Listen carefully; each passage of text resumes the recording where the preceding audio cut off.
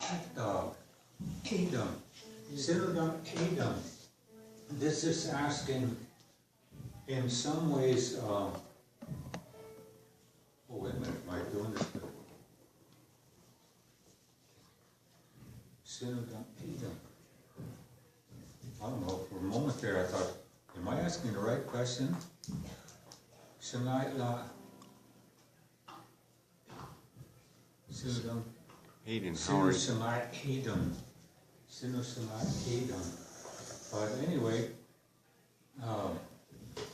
I once asked my aunt, I said to her, Hayden. And she said, it's good.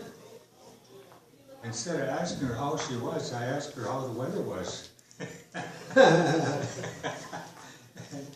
And,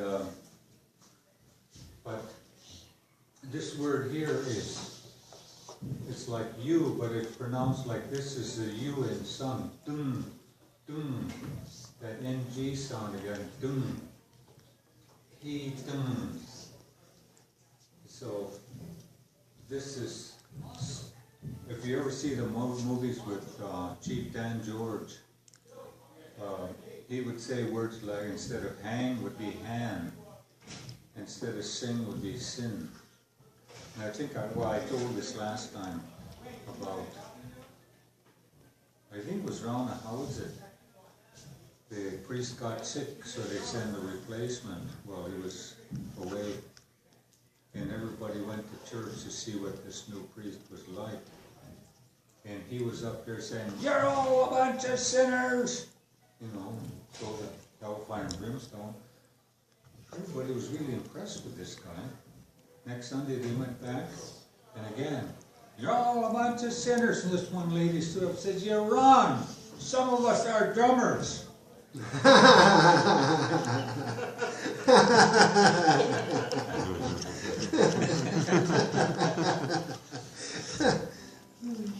was talking to one of my Tlingit relatives and asked him, "What are you doing?" He said, "We're going to go get some herons." I said, "Where are you going to be catching those skinny birds?" "Herons." I said, "Yeah, they're about this tall. They wade around out in the water." "No, herons, herons."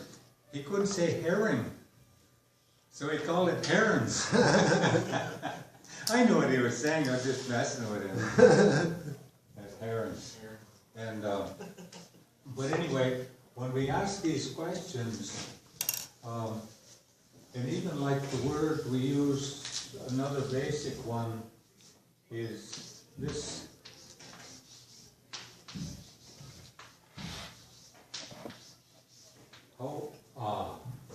It's two syllables, but it's been translated to mean thank you, but that's not really what it is.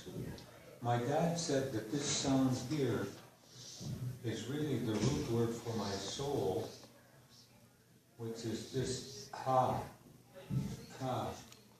So when you ask somebody, you say to somebody, you're not saying thank you, you're saying you've touched my spirit. And so when you do something and somebody just says, "Hoa," it's an insult. Because they're not really expressing that they really feel what they're saying. Hoa. So how you say something is as important as what you're saying. And when you're thinking in English, see, what nation are you on? Quaidu. Quaidu.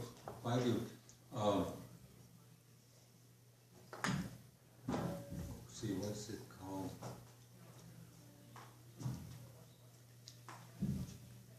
Our word for Quaidu people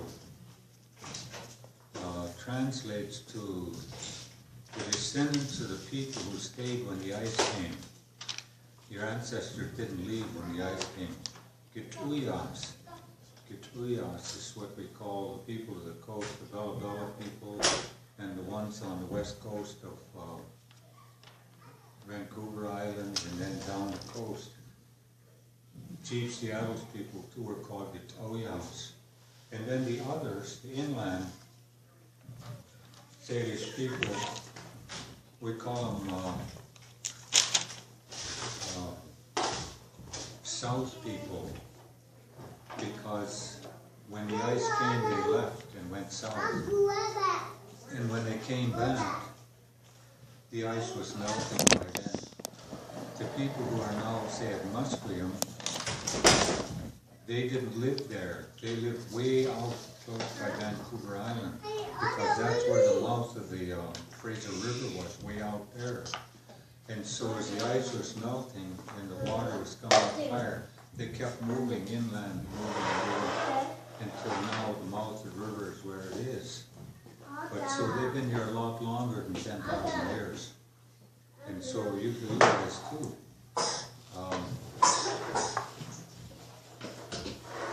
And in our language, the Arctic, when we first got there about 50,000 years ago, according to our calendar, it was tropical.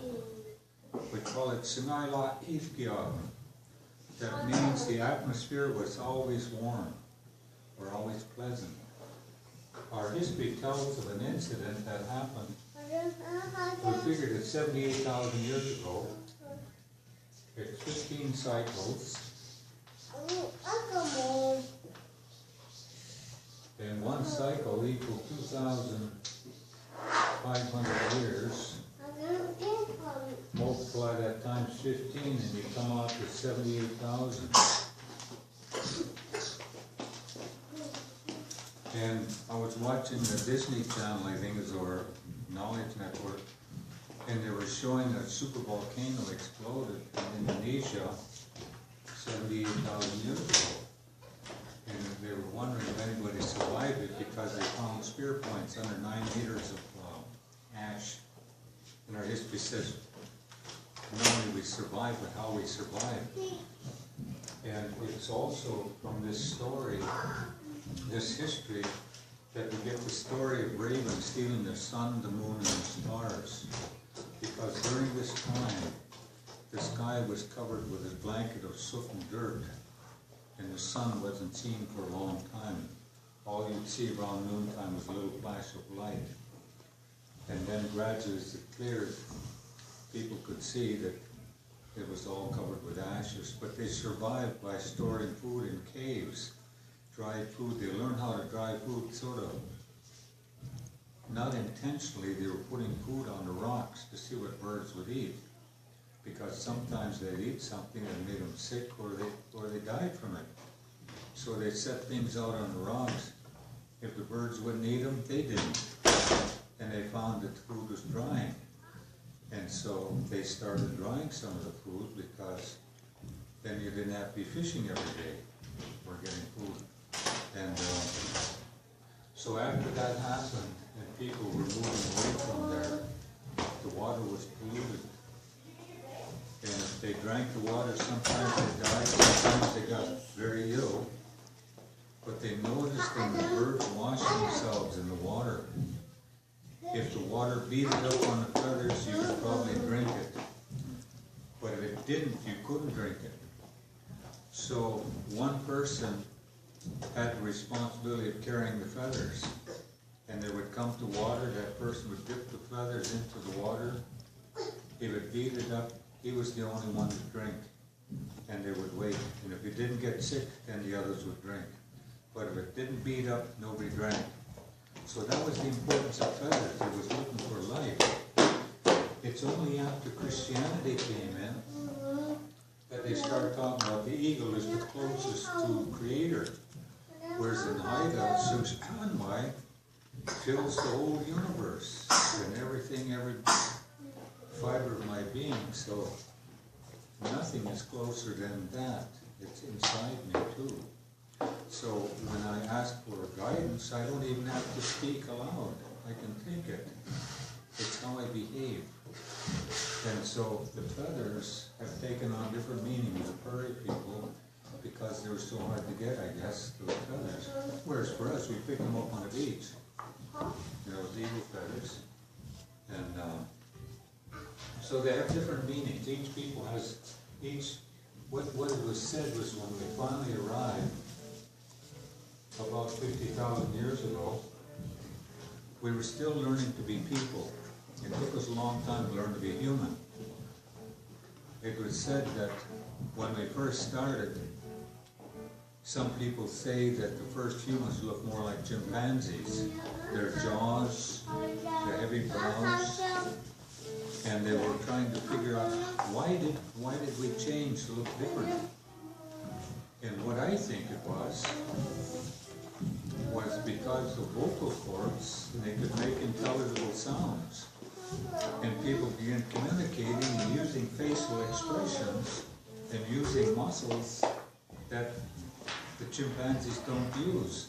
So by changing, by using the muscles in their faces. Come on in. Come on in, sit down. Have a tea.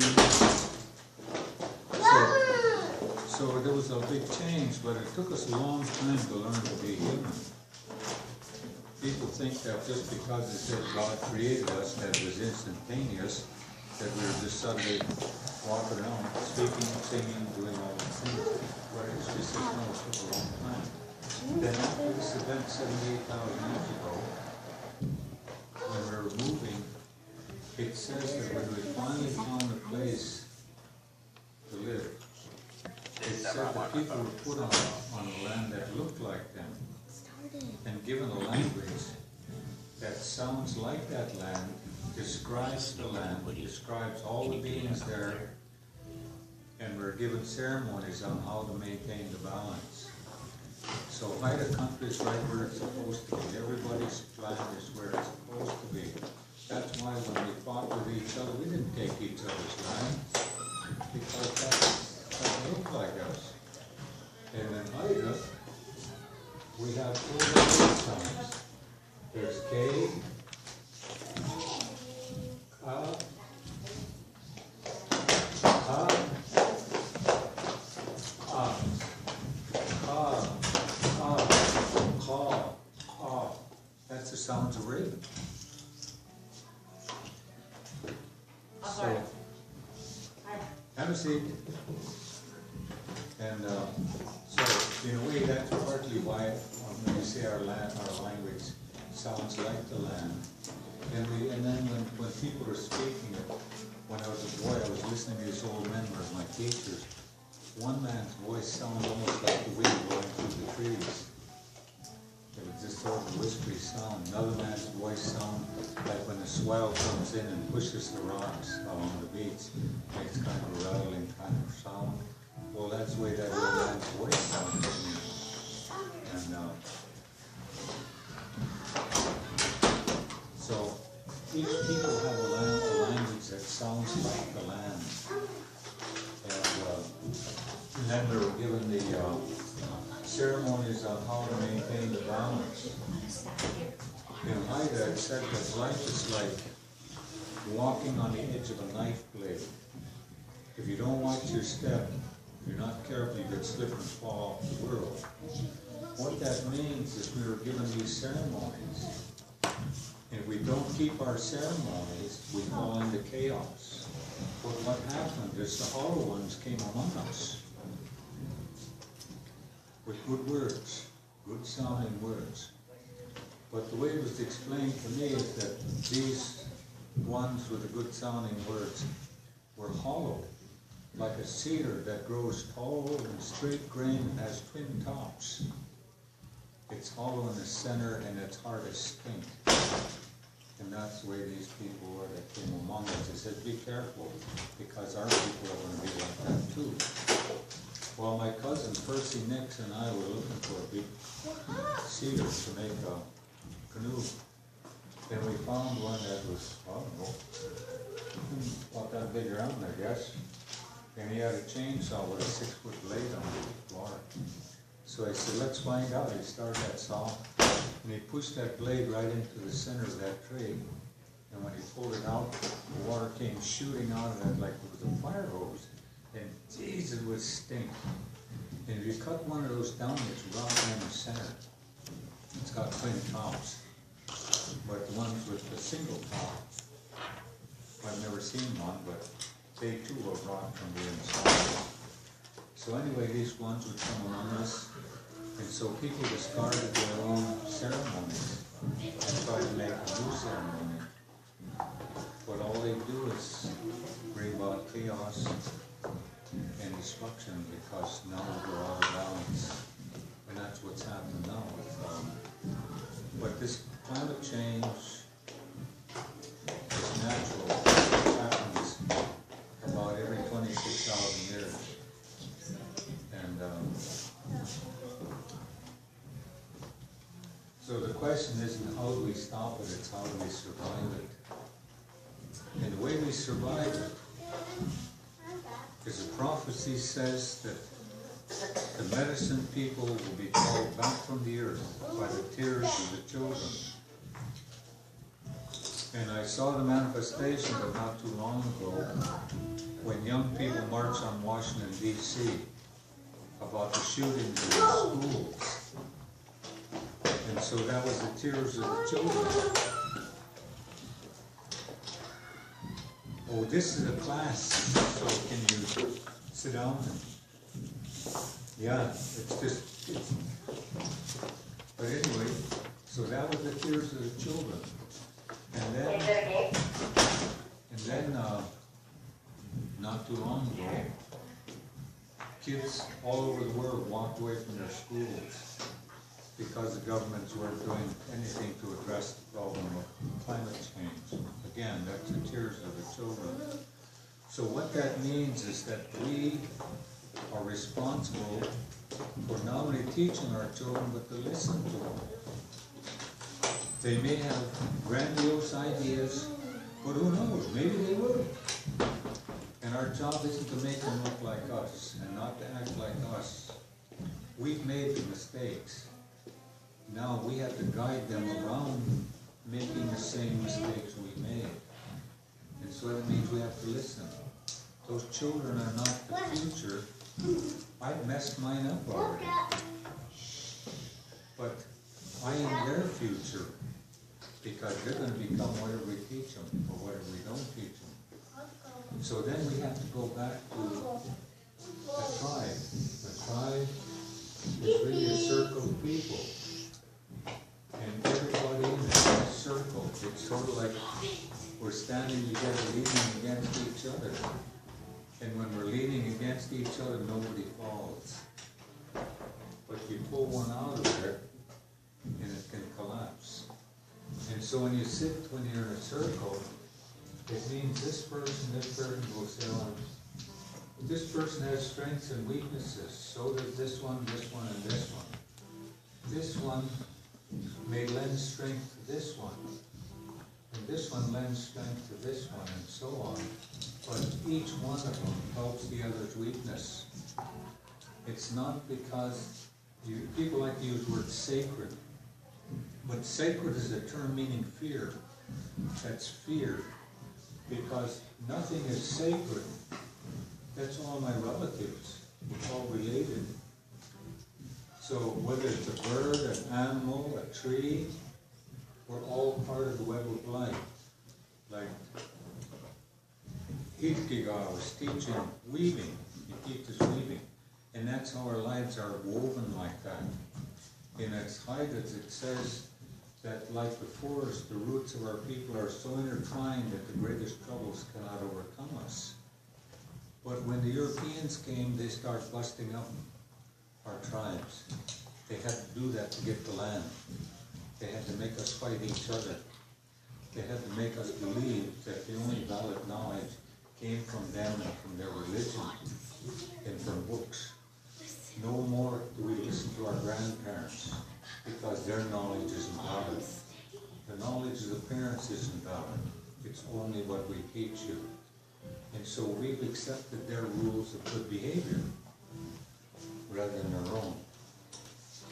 In Haida, what we talk about, rather than something being sacred, what we talk about, we'll say these are the highest values for the people. What we do is we draw a straight line to those highest values, and that becomes the guide for how we behave. When everybody lives in one big house like this, there's no privacy, but there's always a possibility of brushing against somebody, causing somebody some discomfort. So you live your life walking on this delicate dance to avoid causing other people discomfort. And it becomes so ingrained in you, you just do it. There's no need to steal anything because there's no money, you can't sell it. So why steal it? And also, we were told that there were four of the primary values. One is trust. Another is share.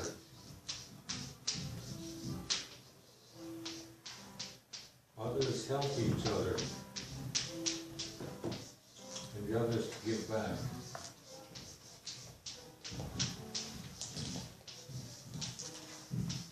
In residential school, they said, don't trust, they'll cheat you.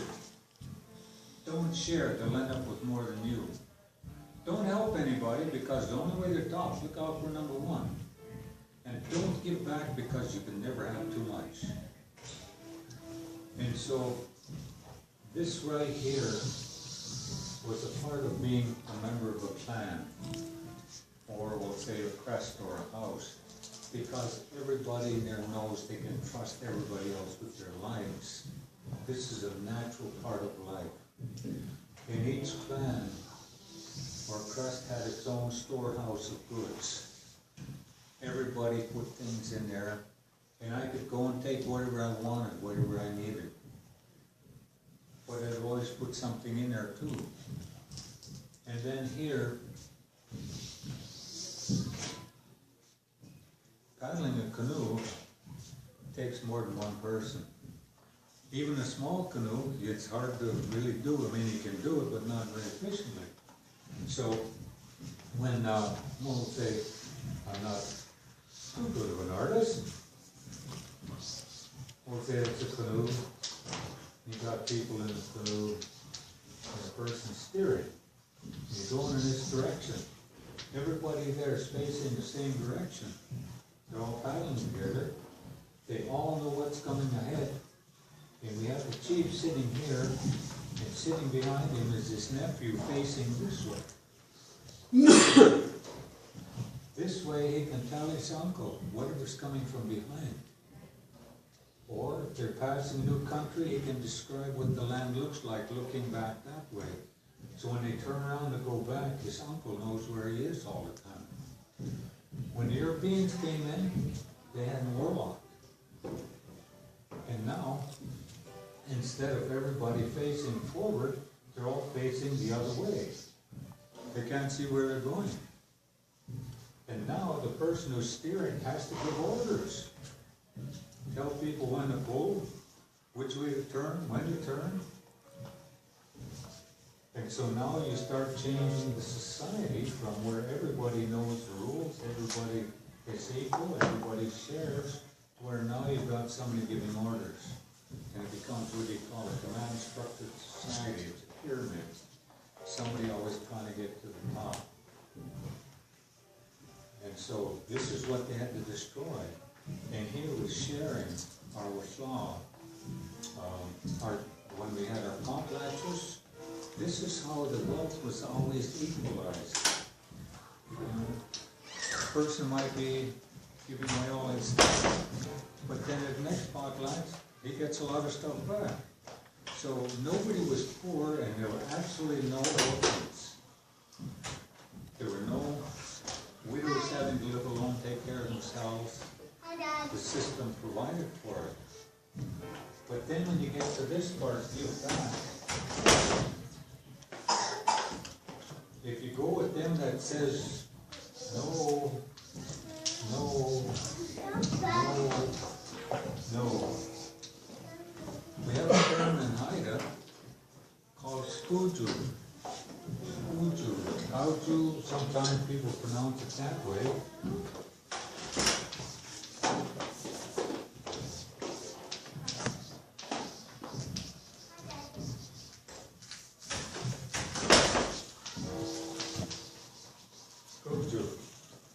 That means grabbing.